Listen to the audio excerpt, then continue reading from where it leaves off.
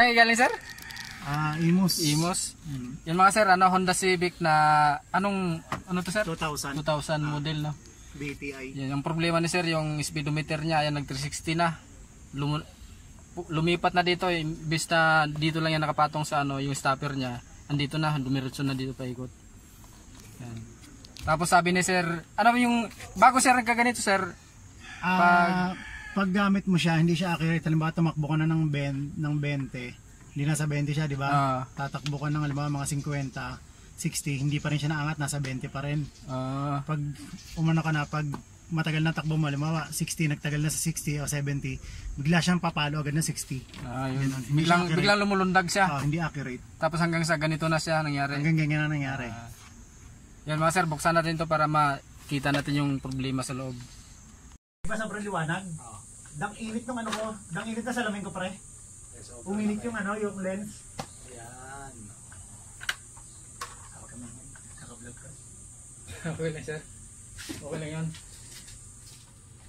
Baka sabihin ng mga viewers napakadalgado pa rin. Ito sir, yan. Dugtong yun. Nasagi yan kasi wala namang bakas na Ginalaw no. Hindi maigit, orig pa rin naman. Orig pa rin naman siya. Siguro nagpunas-punas yung dating may-ari niyan. Nasagi. Madali kasi mabali talaga. Malutong. Gusto ko sana papintahan ng kulay yung karayom eh. Yes sir, yan, dapat po din. Yun. Yun. Dumiretso na siya pag ganyan. Butan, binilisan mo pre, takbo mo. Basta tumakbo ko ng 180 na nakaraan. Dumiretso Hindi na 360. bumalik. Hindi, ibig sabihin siya nagkaganon, Brad. Nawala na ng sir, yung spring. control. Hindi, tsaka nga yung voltage pag, control. pagpatay yung makina, di ba? Sasara ko, di ba sasakay na ako? Sasara ko pinto. Ito? Oo, nagalaw. Yung kumbaga nakaalog. Naalog. Parang tumatalbog siya. Yun, pag nawawala na siya ng yan, naganon siya. Pag sinasara mo minsan pinto, may time na ganon. Makikita natin mamaya sir. Okay. Hindi, at least sinasabi natin. Yan lang naman, sa speedometer lang naman siya. Ang mali ko yung pagkakabit ka ng mga ilaw. Nakarewer na ba? Baka salita lang salita pa. Patay tayo. Hindi, okay lang yan sir. Edit pa naman. Edit pa naman yan nila. Pwede ba mag-shoutout? I-shoutout din. Ano pangalan kotse mo sir? Jax. Jax. Matutuwa ang business niya. Pangalan pala ng kotse na sir, Jax.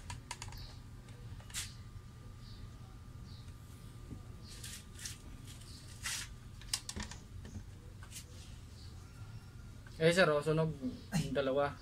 Yan. Pag pinatagal pa to sir, masisira niyan pati yung IC. Ang IC nito sir, mahirapan maghanap IC nito eh. So naagapan naman natin. Hindi yan, tatakbo. Huwag ka nang takbo. Huwag mo nang hayaang laging naka-100 ka sa takbo pa. Hindi kasi nag-ano ako dati. May nakakarera kasi ako dati na Uli, no. Ibubus ko ang ito price pay ang page ito.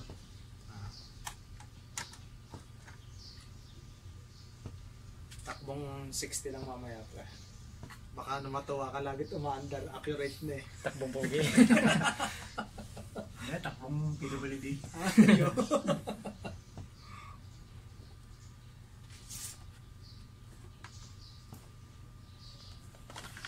Kung ikaw ay nasa isang kumpanya, ay pagod mo. No? May ganito, solo mo. Oo eh. Hindi ba pangit pag puro verde pinalagay ng ilaw? Hindi pangit. Puro verde? Kasi yung verde na yung T10, ano T10 din? Merong T5, may T10 din sir. T10 yung maliwanag yun, di ba?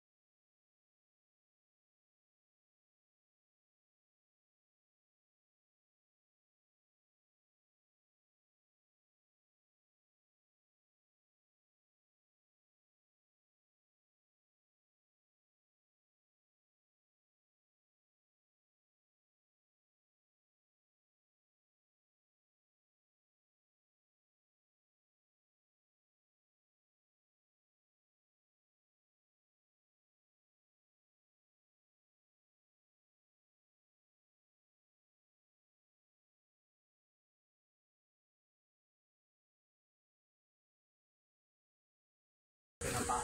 Oo. Inanuhan ko na lang yung mga jumper. Buti nakuha pa sa ano, jumper.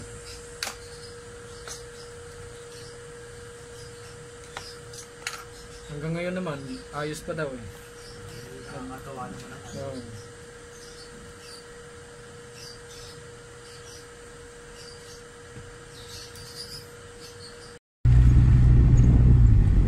Ay mga sir, ayos na. Okay, Gumana yung ano, speedometer ni ano, ni Jax. Jax ba sir?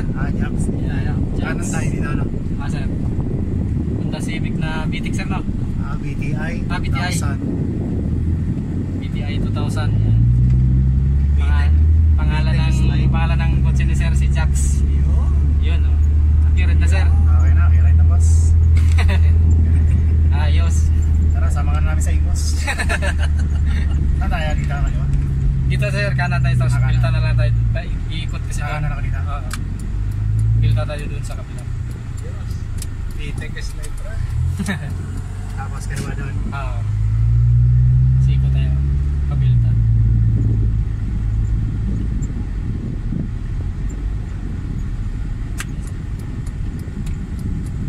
Hindi na siya lumundag sir, no? Hindi naman.